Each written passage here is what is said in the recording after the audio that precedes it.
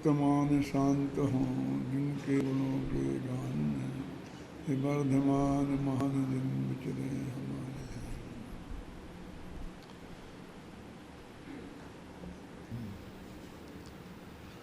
अब अपन को इस कलश पे विचार करना है, जो है ना,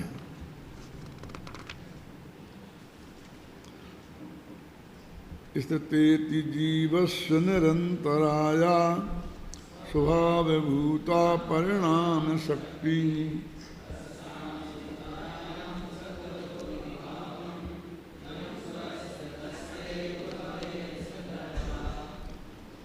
आत्मा में है स्वाभाविक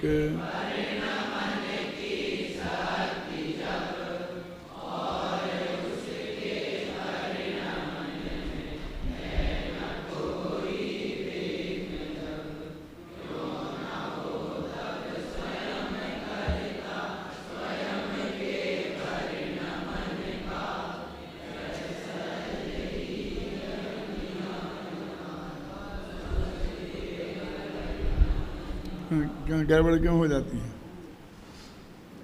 आत्मा में परिणमन की स्वतंत्र शक्ति है और उसमें कोई अंतराय नहीं है, कोई विघ्न नहीं है, तो वो स्वयं अपने परिणमन का कर्ता क्यों न हो।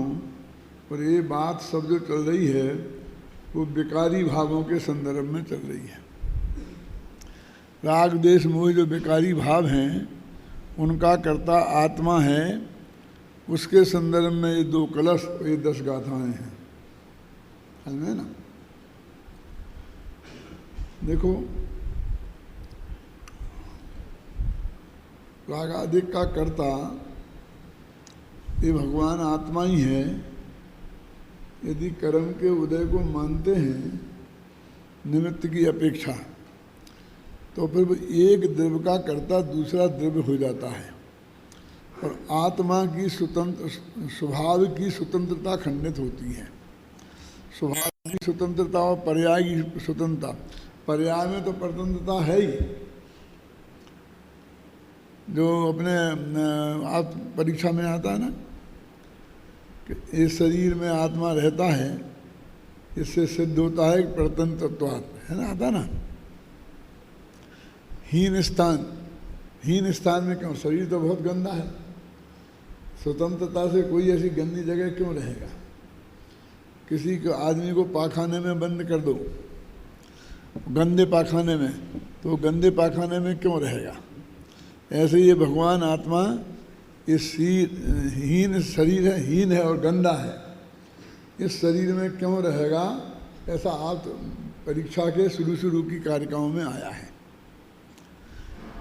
अब यहाँ दूसरी तरफ ध्यान है। वो कहते हैं कि यदि हम इसको कर्म की वजह से मानते हैं तो बस फिर कर्म ही मुखिया हो जाता है, कि कर्म ने वहाँ डाला है। क्या समझ में। और जब हम एक निमित्त को कर्ता मानेंगे तो दूसरे निमित्त को कर्ता क्यों नहीं मानेंगे। दूसरा निमित्त कौन, आपने हमें गाली दी और यहाँ क्रोध कर्म का उदय आया और उस वक्त हम गुस्से रूप से परिणमित हुए, घटना ऐसी घटी। तो यदि वो कर्म का उदय निमित्त है तो आपकी गाली भी तो निमित्त है। माने इसको मानने में खतरा क्या है उसकी तरफ ध्यान आकर्षित कर रहे हैं। तो फिर हम कर्म तो हमें दिखता नहीं है, तो उससे तो झगड़ा कैसे करेंगे। ये तुम सामने दिखते हो तो तुम इस बात झगड़ा करेंगे, तुमने ऐसी बात बोल दी, इसे मुझे गुस्सा आ गया, तो सब लोग मुझे टोकने लग गए कि गुस्सा नहीं करना चाहिए पंडितों को। इस सारे झगड़े की जड़ तुम हो। क्योंकि इसलिए वो कहते हैं कि निमित्त का कर्तृत्व को यहाँ वो हटाना चाहते हैं मजबूती से। क्या, तो अब वो फिर कौन करे, आत्मा करे। तो विकार का कर्ता आत्मा है तो फिर वो अनंत काल तक होता रहेगा। क्या, वो दो अध्यात्म में दो बड़ा संकट है। वो ये कहते हैं कि उसकी एक परिणमन नाम की शक्ति है, उसमें परिणाम नाम की शक्ति, और जिसका काम है कि द्रव्य का स्वयं में परिणमित होना। एक द्रव्यत्व नाम का गुण भी है ना, जो 24 घंटा उसे द्रव्यत होते रहना। वो अच्छे रूप में द्रव्यत हो रहा है कि बुरे रूप में द्रव्यत हो रहा है, बात इसकी नहीं है।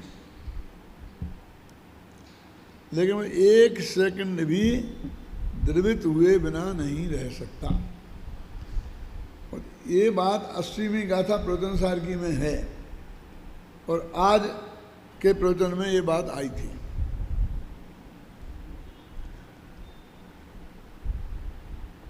लेकिन उसको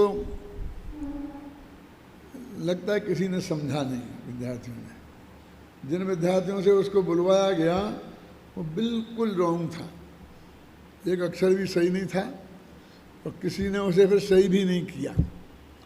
इसका मतलब सब साफ है मामला।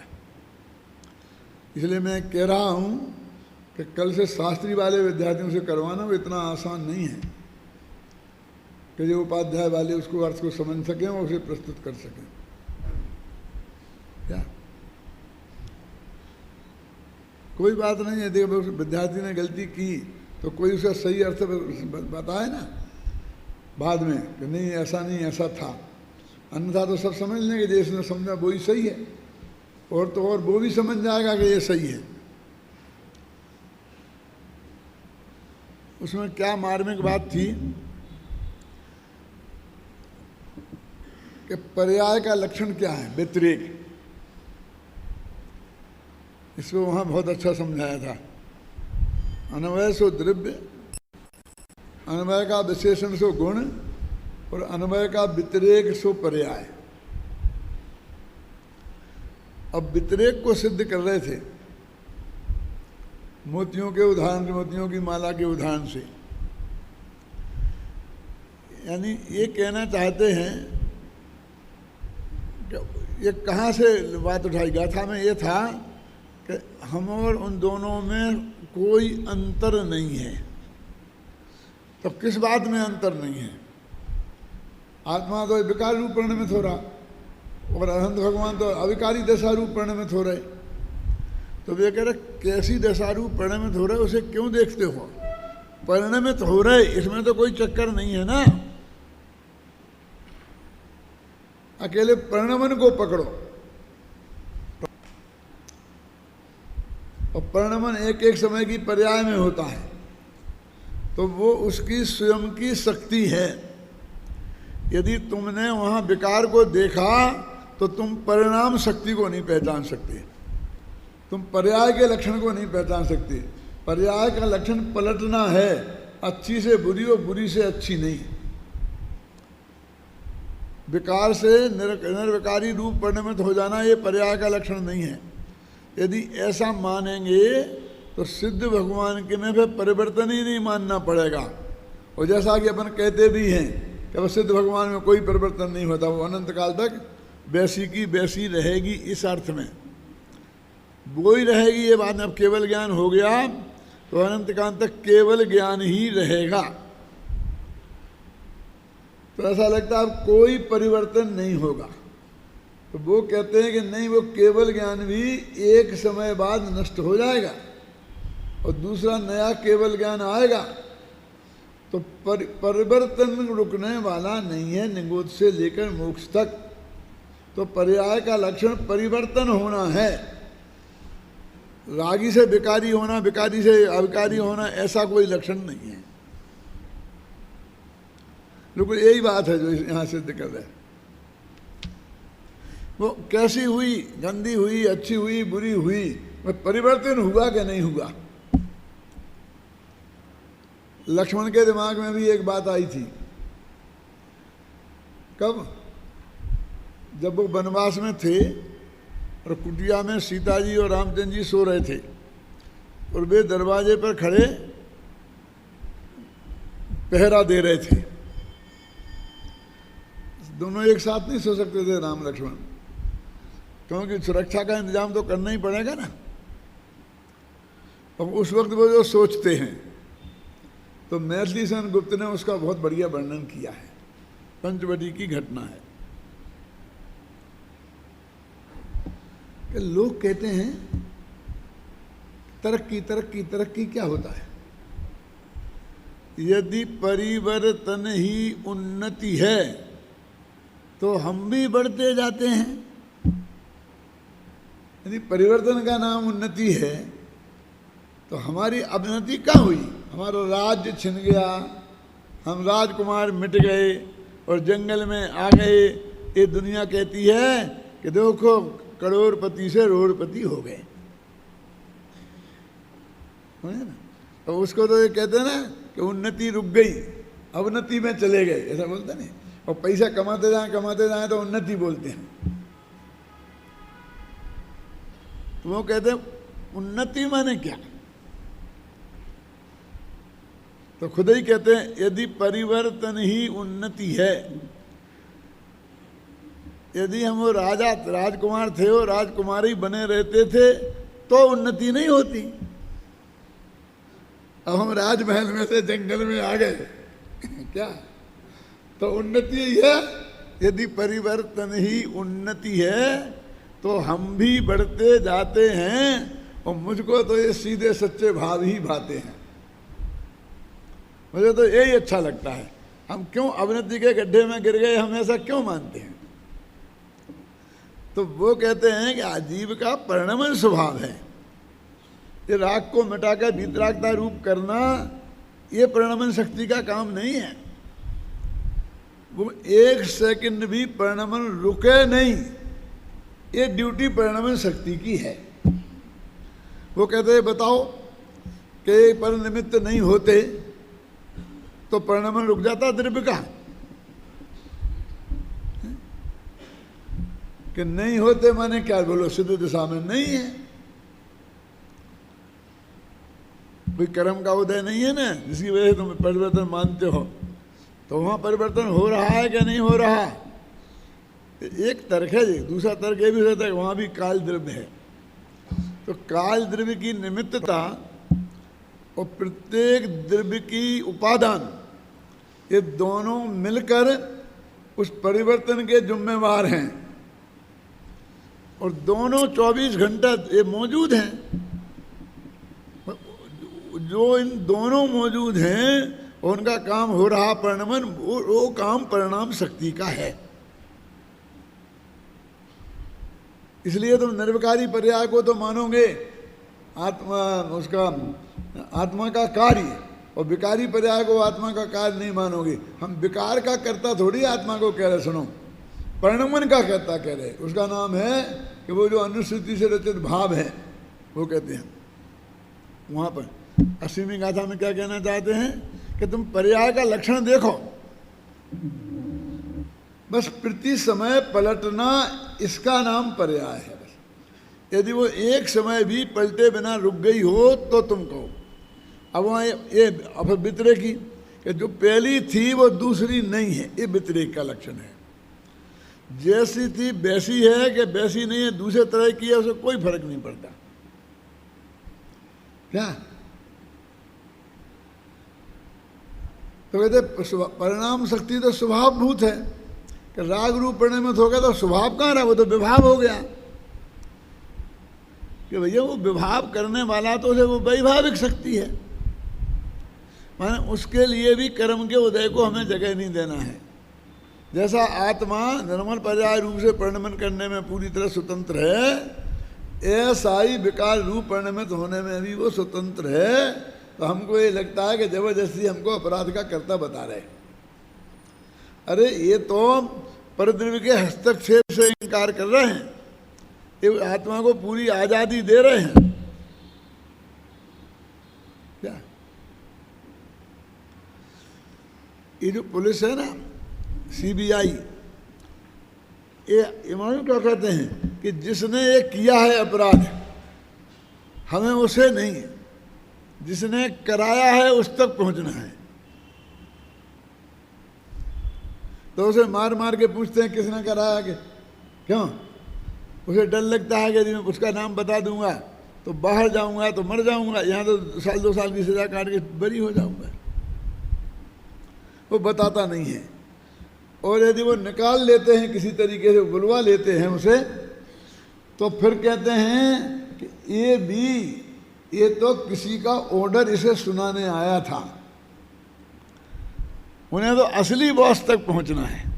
वो आप देखते हो सब टीवी में, क्यों?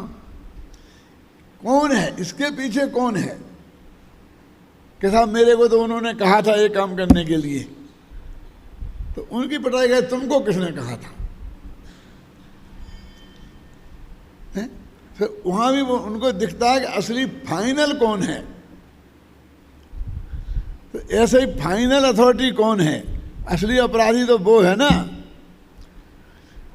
तो ये तो हाथ कठपुतली है।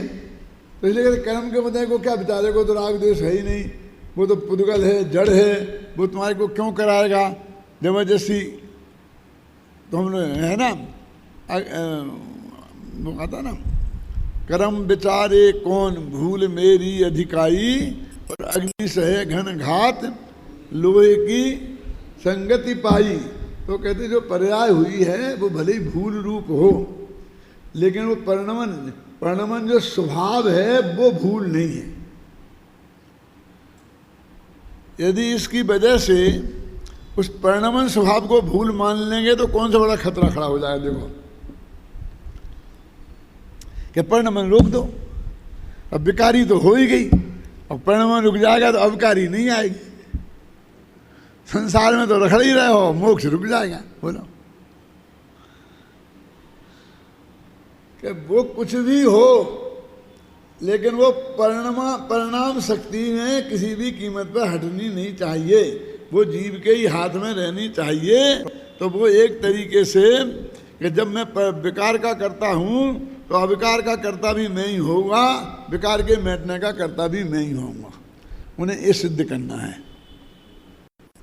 इन गाथाओं में। अब ये जो हमारी गुरुदेव की भाषा में मुझमण होती है, हमको अंदर से बहुत ऐसा लगता है क्या, एक दफे कहते हैं वो तो पुद्गल है राग, और पुद्गल का कर्ता पुद्गल होता है, और दूसरी जगह आत्मा ही करता है। फिर एक क्षण में कह देंगे अज्ञानी करता है, ज्ञानी करता नहीं है। लेकिन भैया पहले आत्मा करता सिद्ध हो तो उसमें कौन सा आत्मा करता है और कौन सा आत्मा नहीं करता है, फिर ये बात बाद की आएगी ना।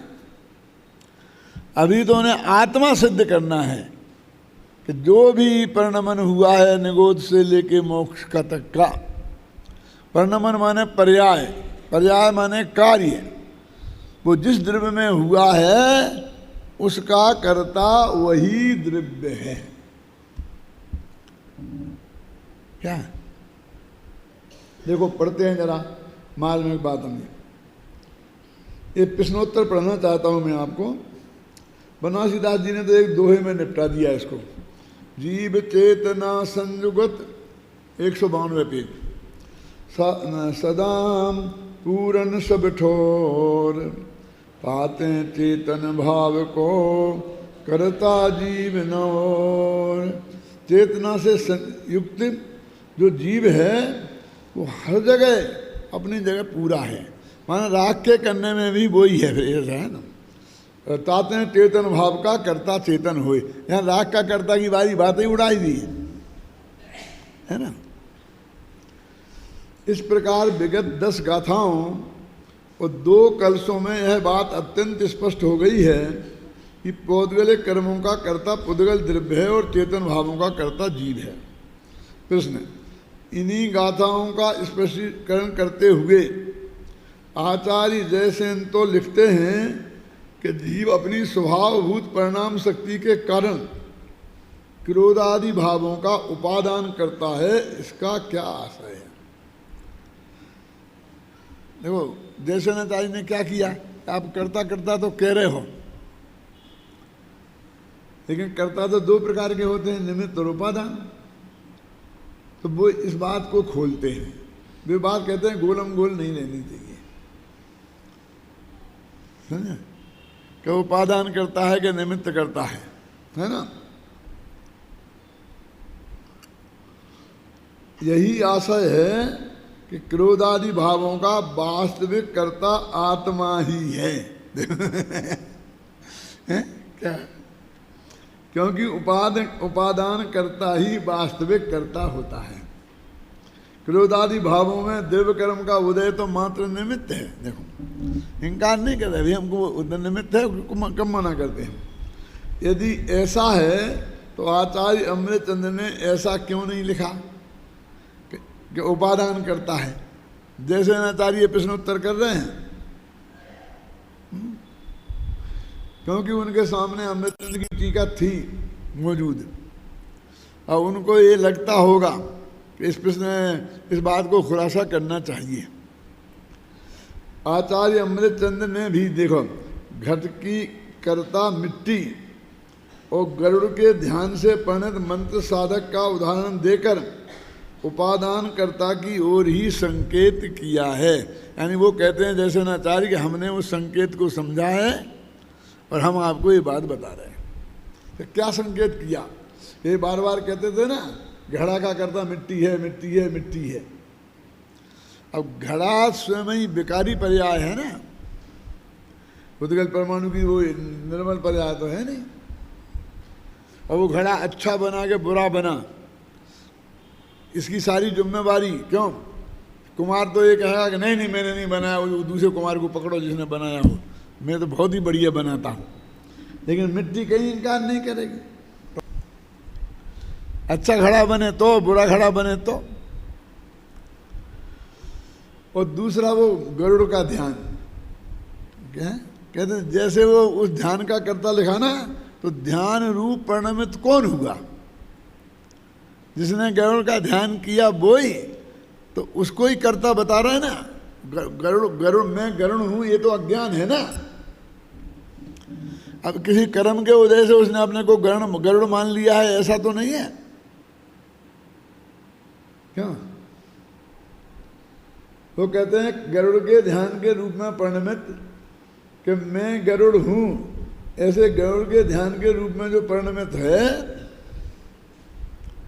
वो जो आत्मा है ना, वो उसके उदाहरण से भी उनने उपादान ही करता होता है, ये बात की तरफ संकेत किया है। गरुड़ का ध्यान करके गरुड़ माना तो बात तो गलत है ना। तो गलत का करता गरुड़ को ही उस जीव को ही बताया ना जिसने ऐसा किया। प्रत्येक पदार्थ अपनी उपादानगत योग्यता के कारण ही परिणमित होता है, पर पदार्थ तो उसके परिणमन में निमित्त मात्र ही होते हैं, वे उसे परिणमाते नहीं हैं। यही बात इन गाथाओं और कलशों में स्पष्ट की गई है। तात्पर्य यह है कि पदार्थों का परिणमन उनकी विकृति का सूचक नहीं है, अपितु उनकी स्वभावगत योग्यता का परिणाम है, उनकी परिणाम शक्ति का कार्य है। ये मर्म की बात है कि वो विकारी है। राग विकारी भिकारी क्यों देख रहे? परिणमन तो विकार नहीं है, परिणमन तो स्वभाव है। परिणमन तो किसी कर्म के उदय से नहीं होता। परिणमन में तो कोई कर्म का उदय निमित्त नहीं है, समझिए ना। देखो यहाँ टीका में दो बातें बहुत बहुत साफ साफ कही गई हैं। ये निष्कर्ष है 10 गाथाओं और 2 कलशों का, कि जिस कार्य को करने की शक्ति स्वयं में ना हो, उसे अन्य के द्वारा शक्ति उत्पन्न नहीं की जा सकती। कोई द्रव्य में यदि वो शक्ति स्वयं में नहीं है तो कोई दुनिया की ताकत उसमें वो बात पैदा नहीं कर सकती। अभव्य जीव को सम्यक दर्शन साक्षात तीर्थंकर परमात्मा सम्मोषण में बैठे हों तो वे भी नहीं करा सकते, उसमें निमित्त नहीं बन सकते।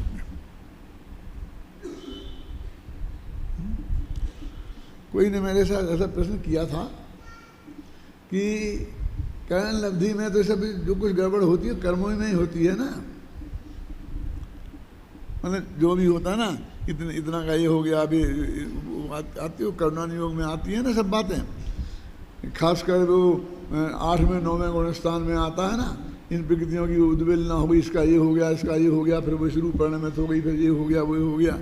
तो धीरे धीरे लगता है कि जैसे वो करण लब्धि से सारा काम कर्मों में ही हो रहा है। करुणान योग से तो आपको ऐसा ही लगेगा, लेकिन उसी भक्त उनके भावों में असंख्य गुणी शुद्धि की वृद्धि हो रही, वो है असली करण लब्धि, क्योंकि तो करण लब्धि जीव की है, कर्म की थोड़ी करण लब्धि है। और वो परिणामों की जो बात है जो बताई ना, अधा प्रवृत्त करण, अपूर्व करण, अनुवृत्ति करण, उनकी शुद्धि की वृद्धि की रफ्तार की नाप है वो। रफ्तार की नाप है माने क्या? ये पहले समय में 10 जीव ने करण लब्धि में प्रवेश किया।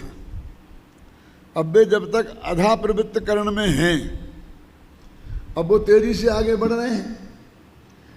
अब दूसरे 10 जीवों ने दूसरे समय में किया, और तीसरे 10 जीवों ने फिर तीसरे समय में किया, फिर चौथे 10 जीवों 10 समय में 10 जीवों ने वो किया। तो 2 व्यक्तियों के परिणामों में इतना अंतर हो सकता है कि वो पीछे समय में जिसने स्टार्ट किया है वो आगे वाले को प्राप्त कर ले। माने वो जितना काम पहले वाले ने 5 समय में शुद्धि की, वो 3 समय में ही कर ले, 2 समय में ही कर ले, वो उसके साथ आ जाए। तो अधा प्रवृत्त करण माने नीचे वाला जीव ऊंचे वाले का साथ पा सकता है, इसलिए उसे बोलते हैं अधा प्रवृत्त करण।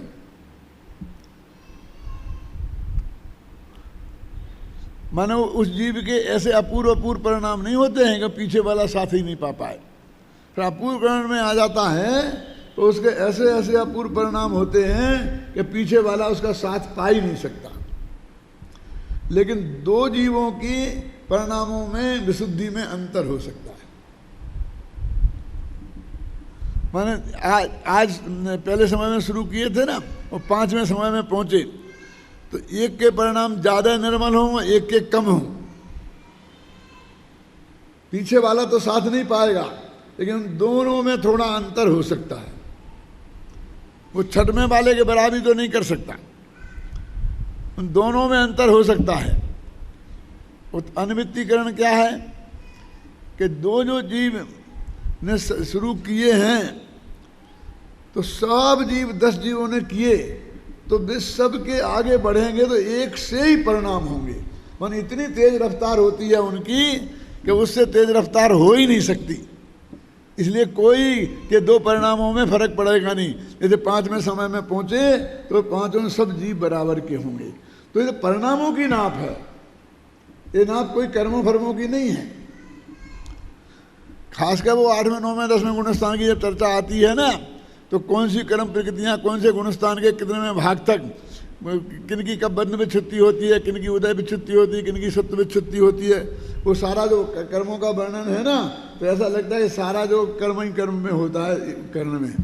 कर्ण में तो भाव होता है, परिणाम होता है जीव के, वो तो परिणाम जीव के परिणामों की बात है। और कर्म की जो बात है वो तो नाप है एक तरीके से। कर्म रूपी गज से हम उसे नापते हैं। इसलिए गोमर सार में टोडरमल जी वगैरह ने उनने पहले उसकी वो रचनाएं बनाई हैं। वो सब ऐसे जीवों के परिणाम बताए हैं कि वो नीचे वाले ऊपर के साथ पहुंच गए, ऊपर वाले नीचे के साथ नहीं आ पाए, और सबके एक समान भी हैं। ऐसी संदृष्टियाँ बना करके वो समझाते हैं। इसलिए ऐसा नहीं है कि ये सब कर्म की बात हो, सिर्फ कर्म की तो समझ लो चर्चा है, और वो वृद्धि तो आत्मा में हो रही है, और आत्मा उसका करता है पूरी तरीके से। वो कर्म ऐसे ऐसे हो रहा है, इसलिए कर्म के अनुसार आत्मा हो रहा है, ऐसा नहीं है। यदि तुम्हें कहना ही है एक दूसरे के आश्रय से, तो आत्मा के परिणामों के अनुसार कर्मों में उथल पुथल हो रही है। कर्म कट रहे, टूट रहे, जो कुछ भी हो रहा है उनमें टूट फूट वो आत्मा के परिणामों के अनुसार हो रही है। लेकिन इसमें भी परतंत्रता नहीं। पुद्गल का पुद्गल में हो रहा और जीव का जीव में, और दोनों का परस्पर निमित्त नैमित्तिक संबंध है। और दोनों पुद्गल वे कार्यमान कर्मणा उसकी करता है, और यहाँ पर आत्मा करता है, उपादान करता और निमित्त करता, दोनों को परस्पर में कहते हैं। यदि वो निमित्त करता भी नहीं होते तो फिर वो बिल्कुल एक बात कहने में ही नहीं आती। तो निमित्त नैमित्तिक संबंध को बताना ये करुणान योग का काम है। और निमित्त के कर्तृत्व का निषेध करना ये अध्यात्म का काम है। इसलिए वो कर्माणि योग और अध्यात्म एकदम विरुद्ध से लगते हैं। क्या यदि अकेले कर्माणि योग की मुख्यता करोगे तो सब चौपट हो जाएगा। उसके साथ अध्यात्म की बात भी, चलो अपन अन्ना जी पढ़ाते हैं ना, तो हर बात में वो अध्यात्म की बात भी बताते जाते हैं। मैं जितनी कोशिश करता हूँ कि लगभग जो भी क्लासें यहाँ चलती हैं और मुझे सुनने में आती हैं तो मैं सुनता हूँ, उससे मेरा भी ज्ञान निर्मल होता है। और और लोग जो आते हैं वो उनको इस बात की उतनी पकड़ नहीं दिखाई देती है। वो बराबर इसी तरह से करते जाते हैं कि लोगों में घुसता है हाय राम सब जो कुछ कर्म ही सुला रहा, कर्म ही जगा रहा है, एक तरह से वो सांख्य मत जैसा खड़ा हो जाता है ना। पहली बात, जिस कार्य को करने की शक्ति स्वयं में ना हो, अन्य के द्वारा वह शक्ति उत्पन्न नहीं की जा सकती। माने यदि जीव में स्वयं राग देश रूप प्रणमन करने की शक्ति नहीं होती, माने वैभाविक शक्ति नहीं होती, तो कर्म के उदय से जीव विकारी नहीं हो सकता था। और दूसरी, स्वयं का कार्य करने में शक्तियां पर की अपेक्षा नहीं रखती।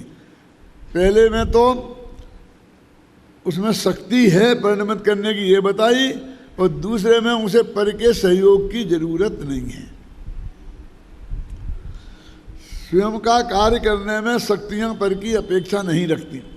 इन दोनों सिद्धांतों के माध्यम से आचार्य यह बात साफ कर देना चाहते हैं कि कार्य परिणाम शक्ति रूप उपादान से ही होता है।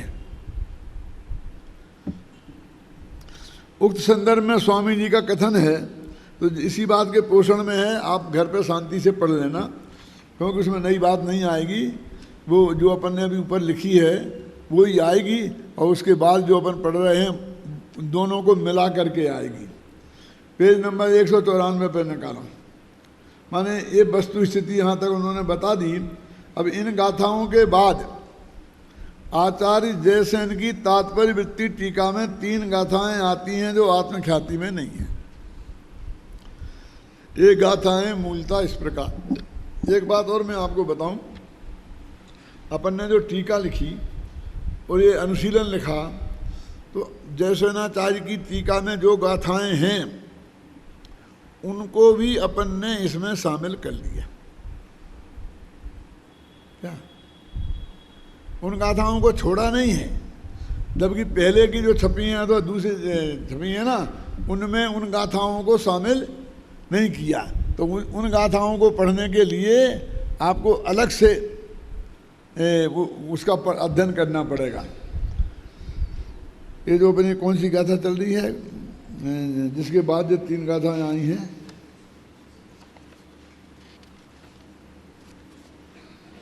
एक 121 से 25, 125 के बाद हैं,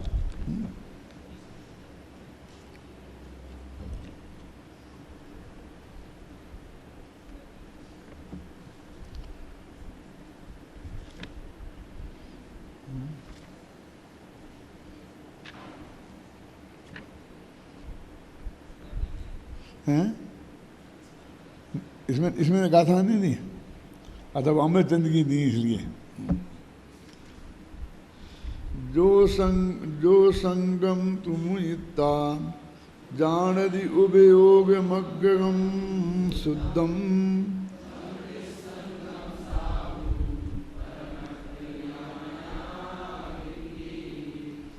जो साधु बाह्य और अभ्यंतर परिग्रह को छोड़कर ज्ञान दर्शन स्वभावी आत्मा को द्रव्य कर्म और भाव कर्म और नो कर्म से रहित शुद्ध जानता है, अनुभव करता है, उस निसंग साधु को परमार्थ से जानने वाले सर्वज्ञ परमात्मा या ज्ञानी जन साधु कहते हैं। अब देखो एक इससे ये बात भी है कि एकदम आपको मालूम पड़ जाता है कि ये प्रकरण में बात नहीं आ रही। अभी विवेक गाथा चल रही ना उसमें जो बात कर रहे हैं, तो वहाँ अब इसमें ये साधु किसे कहते हैं, ये कहाँ से आ गई बात।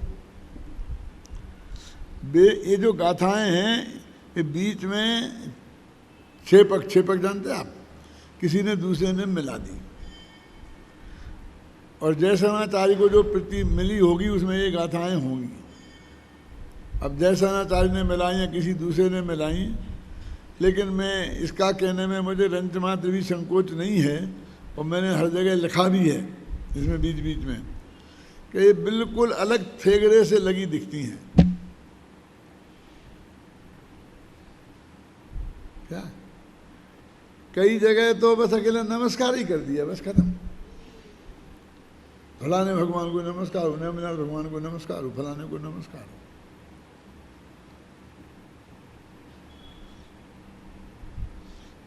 अधिकांश जगह ऐसा होता था पहले कि जो साधु संत जंगलों में रहते थे वो कहीं मंदिरों में रह करके ये काम करते थे। तो जिस मंदिर में जो मूल नायक भगवान होते हैं उनकी स्तुति बार बार उसमें डाल देते थे। कोई अपने गुरु की स्थिति डाल देते थे, कोई कहीं से कहीं डाल देते बीच बीच में।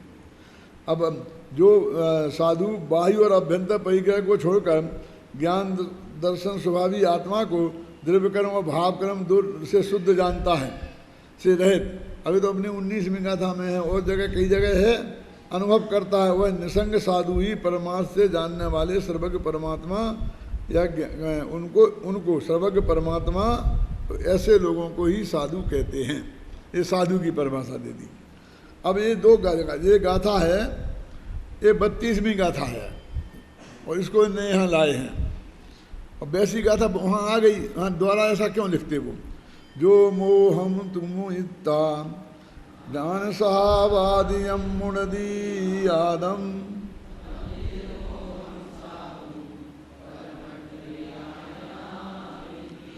उसमें इतना था कि जो मोहम तु जनिता, और इसमें मुहिता कर दिया।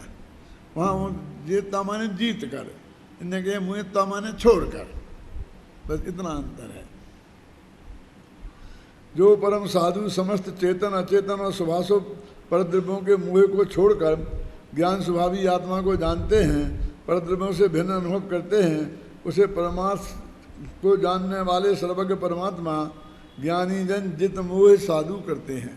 अब वहाँ तो 3 गाथाएं व्यवस्थित ढंग से आई ना, जितेंद्री जिन, जित मोह जिन और क्षीण मोह जिन, इनने यहाँ इसमें बीच में यहाँ द्वारा डाल दी, जबकि वो इनकी टीका में भी वहाँ भी थी ये गाथा। इस गाथा की टीका लिखने के उपरांत आचार्य जयसेन मोह पद को बदलकर उसके स्थान पर राग देश काम क्रोध मान माया लोभ कर्म नोकर्म मन वचन काय उदय शुभ परिणाम अशुभ परिणाम श्रोत्र इंद्री चक्षु इंद्री रसना और स्पर्श इंद्री पद रखकर 20 सूत्र बनाने का आदेश देते हैं। वहाँ 16 बनवाए थे उनने, यहाँ ये 20 बनवाते हैं। इसमें और नया क्या जोड़ दिया मालूम, बुद्धि उदय शुभ परिणाम और अशुभ परिणाम, ये 4 नए जोड़ दिए। अब ये बात गाथाएं बनाओ। तथा यह भी लिखते हैं कि इस प्रकार अपने आत्म स्वभाव से भिन्न असंख्यात लोक प्रमाण विभाव भाव हैं, ऐसा जानना चाहिए। माने असंख्यात लोक प्रमाण गाथाएं बना सकते हो तुम। लोकाकाश के जितने प्रदेश है ना असंख्यात, उतनी गाथाएं बना सकते हो। वो तो वहाँ भी लिखा है। अब देखिए और आगे कथा, जो धम्बम तुम इत्ता जानदि उपयोग मुक्कम शुद्धम तम धम्म संग मुक्कम परमट्ठ व्यायणा बिंती। जो योगींद्र शुभोपयोग रूप धर्म परिणाम को पुण्य को छोड़कर ज्ञान दर्शन स्वभावी आत्मा को शुभाशुभ संकल्प विकल्पों से रहित अनुभव करते हैं, उन्हें परमार्थ के जानने वाले सर्वज्ञ भगवान या ज्ञानी जन धर्म रूप या पुण्य परिग्रह से रहित कहते हैं। वहाँ पर एक गाथा है, जो धम्मम जो जनिता, यहाँ तो शब्द भी नहीं पलटा है, लेकिन वहाँ पर धर्म द्रव्य को लिया है, इनने इसका अर्थ पुण्य कर दिया। अब देखिए वहाँ तो बहुत वैज्ञानिकता है। कैसी वैज्ञानिकता है कि क्रोध को न जीत कर कहा ना, मोह को जीत कर, तो विकारी भावों से भिन्नता की बात है। और फिर धर्म द्रव्य को एक गेय पदार्थों से भिन्नता की बात है। अब पुण्य में गेय पदार्थ कहाँ आ जाएंगे? अब जैसे आचार्य को एक गाथा मिल गई द्वारा, अब उन्हें लगा कि अब वही को वही अर्थ यहाँ क्यों किए, तो धर्मदेव वहाँ निपटा दिया, अब पुण्य यहाँ पुण्य को निपटा दो। समझ गए ना, कि जो पुण्य को जीत कर, क्योंकि अधर्म की गाथा नहीं है तो पाप की तो बात आती नहीं है उनको, कि पुण्य में जो एकत्व मत बुद्धि है उसको निपटा दो, इस तरह का अर्थ उन्होंने ले लिया। उक्त गाथाओं पर गहराई से दृष्टिपात करते हैं तो निम्नांकित बातें विशेष ख्याल में आती हैं। इन 3 गाथाओं में मध्य की गाथा 32वीं गाथा के समान ही है, मात्र अंतर इतना ही है कि उसमें समागत जनिता पद के स्थान पर इसमें मुइत्ता पद आया है, और जनिता का अर्थ जीतकर होता है और मुइत्ता का अर्थ छोड़कर होता है। यद्यपि परमठ व्यायना बिनती पद तीनों ही गाथाओं में एक सा है, देखो ध्यान से सुनना, तथापि तात्पर्य वृत्ति में प्रथम गाथा में उसका अर्थ गणधर देव और दूसरी गाथा में तीर्थंकर देव और तीसरी गाथा में प्रत्यक्ष ज्ञानी किया है। यानी ये बारीकी से पढ़ने की बात है, ध्यान दिला दी, नहीं तो आपके समझ में ही नहीं आता क्या करा है, क्या अंतर है। जब मूल गाथा में ये है परमठ व्यायना विनती, और इसका सीधा अर्थ होता है परमार्थ के जानने वाले कहते हैं। अब परमार्थ के जानने वाले तो तीर्थंकर भी हैं, और परमार्थ के जानने वाले गणधर देव भी हैं, और परमार्थ के जानने वाले चौथे गुणस्थान वाले में सम्यक दृष्टि भी है। तो तीनों में ही लिखा जा सकता, परमार्थ को जानने वाले चौथे गुणस्थान से लेकर सिद्ध दशा तक। तो सद्य बोलते नहीं हैं, अरहंत तक दिव्यध्वनि खिरती है, तो अरहंत तक कह देते कि अरहंत भगवान तक सभी कहते हैं, लेकिन 3 में अलग अलग कहकर ऐसा माने कि उन्होंने वो जो पहले वाली गाथा वाले थे, जो परिग्रह को छोड़ने की वाली बात करने वाले थे, कि वो तो सर्व गणधर देव ने कही थी, और दूसरी गाथा वाले को तीर्थंकर ने कही थी, पर तीसरे वाले को किसी साधारण सम्यक दृष्टि ने कह दी थी।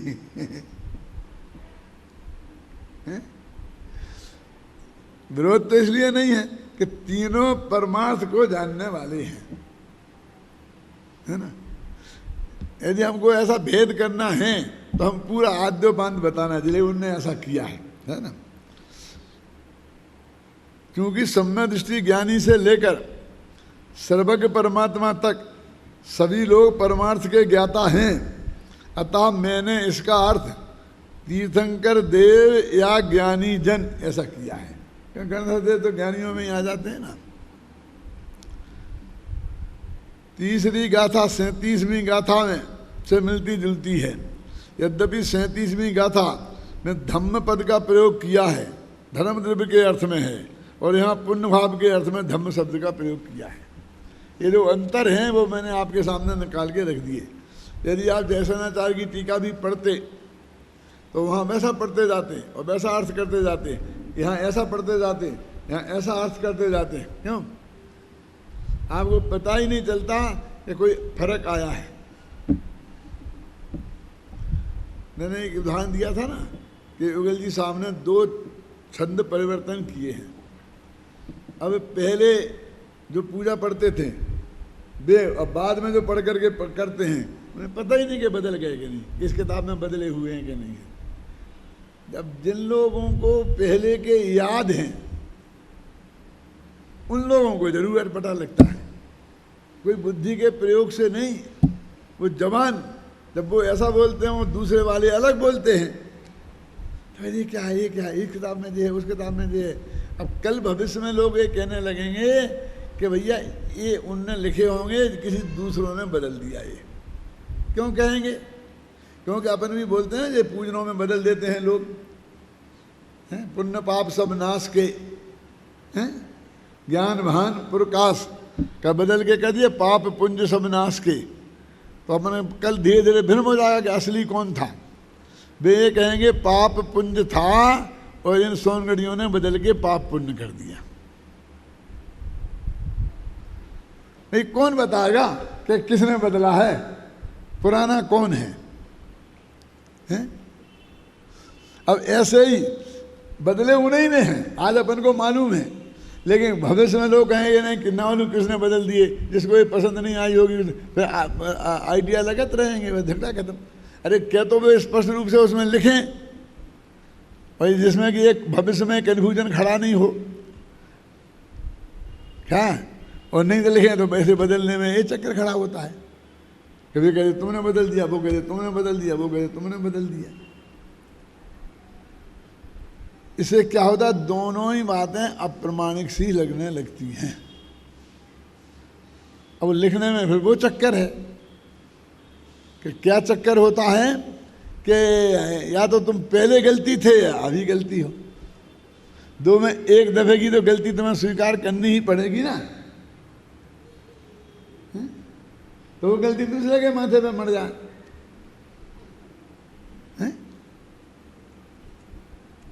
नहीं, गलती नहीं था तो बदलते क्यों?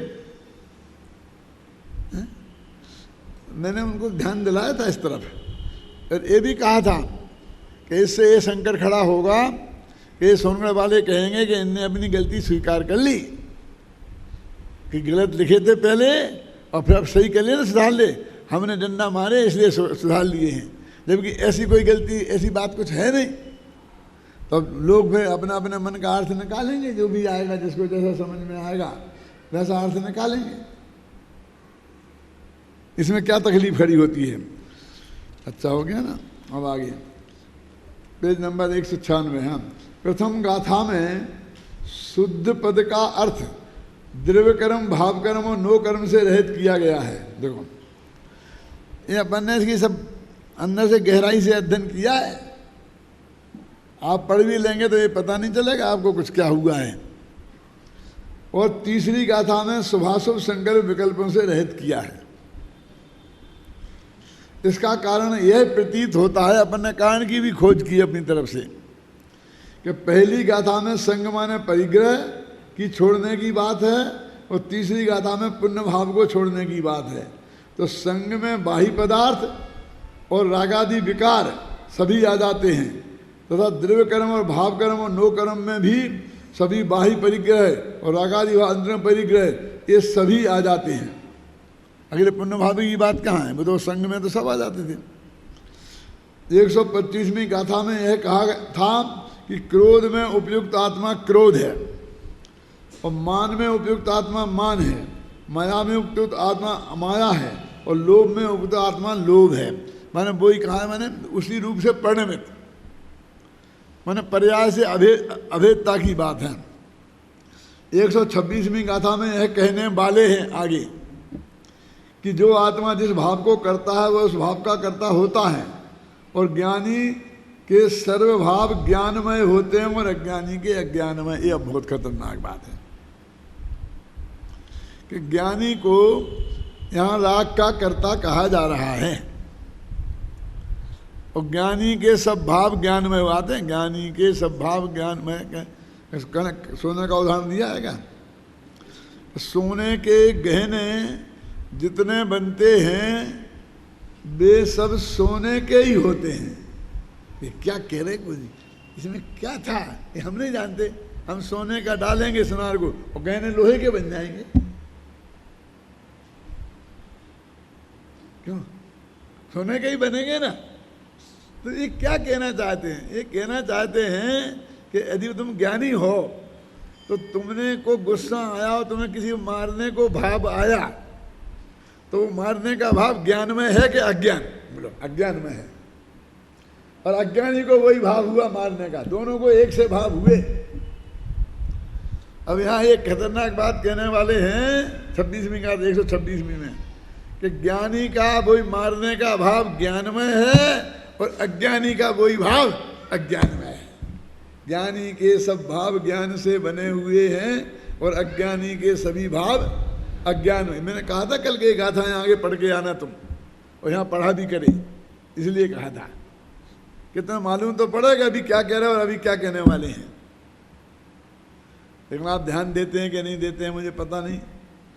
आप उपस्थित होते हैं, रहते हैं कि नहीं रहते हैं, ये पता नहीं।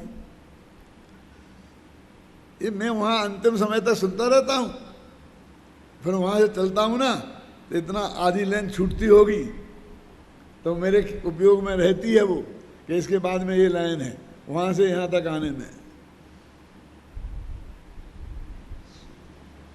ये और कोई सुनता हो चाहे नहीं सुनता हो, लेकिन ये जो पाठ होता है यहाँ उसे मैं बहुत उपयोग लगा के सुनता हूँ, और इसलिए मैं आप लोगों को प्रेरणा देता हूँ कि आप इसको बराबर सुनो। हम तो कहीं बाहर अब अपनी गाड़ी से जाते हैं ना, तो 1 सेकंड हम अपने ये जो पद्य के कैसेट है ना, समय सार पद्यानुवाद, समय सार कलश पद्यानुवाद, प्रवचन सार पद्यानुवाद, ये सब 1 सेकंड बंद नहीं करते हैं। वो 5 घंटे में समय सार का पाठ हो जाता है, कलश का पाठ हो जाता है, प्रवचन सार का पाठ हो जाता है, कष्टपावड़ का पाठ हो जाता है, सुनते ही रहते हैं, कोई बात नहीं करते, आप कुछ नहीं करते। ड्राइवर हमारे साथ जाने में घबराता, उसे हम गाना चलाने नहीं देते उसमें, और 1 सेकंड बंद नहीं करने देते। और हाथ में, मैं तो नहीं, बाई तो किताब भी रखती हैं हाथ में, और वो बराबर किताब में से खोल के ऐसी देखती रहती हैं और सुनती रहती हैं। मैं तो वैसे ही सुनता रहता। क्या ये पाठ की बहुत कीमत है। अपने स्वाध्याय में 4 चीज़ों में उसको महत्व दिया है, वाचना, प्रेक्षणा, अनुप्रेक्षा और आमनाय। लेकिन उसके अर्थ पे ध्यान देते जाओ, किस क्रम से वस्तु आ रही है, क्या बात आ रही है, क्योंकि प्रवचन में वो नहीं मिलेगा आपको। प्रवचन में तो एक गाथा पर ध्यान केंद्रित होता है, इसलिए उसमें क्या कहा ये बताया जाता है। सारी चीज़ें एक साथ 1 घंटे में पूरा समय सार आपके दिमाग में आवे, इसके लिए वो बहुत ज़रूरी है। अब वो अपने ऐसा समय है कि मुफ्त में ही जा रहा है, वहाँ तो और कुछ तो कर नहीं सकते, पढ़ भी नहीं सकते, गाड़ी चलती है तो उसमें ये भी नहीं कर सकते, इसलिए बहुत बढ़िया है ये पाठ का काम वहाँ निपटाओ। अपने घर में, कमरे में, जहाँ भी चलता रहे, बस कैसा आप चलते फिरते अच्छे समय में भी सुनो, और चलते फिरते में भी उपयोग जाए तो इस पे जाए ना, दूसरी चीज़ पे क्यों जाए। तो ये सब चीज़ें आपके ख्याल में आएंगी। पूरा पढ़ लिया अपन ने, थोड़ा रह गया। 100 ज्ञान भावों से की बात भी नहीं है क्या। 126वीं गाथा में यह कहने वाले हैं कि जो आत्मा जिस भाव को करता है उस भाव का कर्ता होता है, और ज्ञानी के सर्वभाव ज्ञानमय होते हैं और अज्ञानी के अज्ञानमय। 125वीं गाथा में क्रोध आदि रूप अज्ञानमय भाव की बात तो आ गई थी, पर ज्ञानमय भावों की बात नहीं आई थी। अतः उक्त 3 गाथाओं में ज्ञानमय भावों की चर्चा की गई है। देखो वहाँ अज्ञानी मुझे राग देश के कर्तृत्व की बात थी दादा, और इन 3 गाथाओं में ज्ञानी के ज्ञान भावों की चर्चा भी शामिल कर ली। इस तरह का इसका निष्कर्ष इसमें अपन ने देख लिया। अब कल से अपन 126-27वीं गाथा पर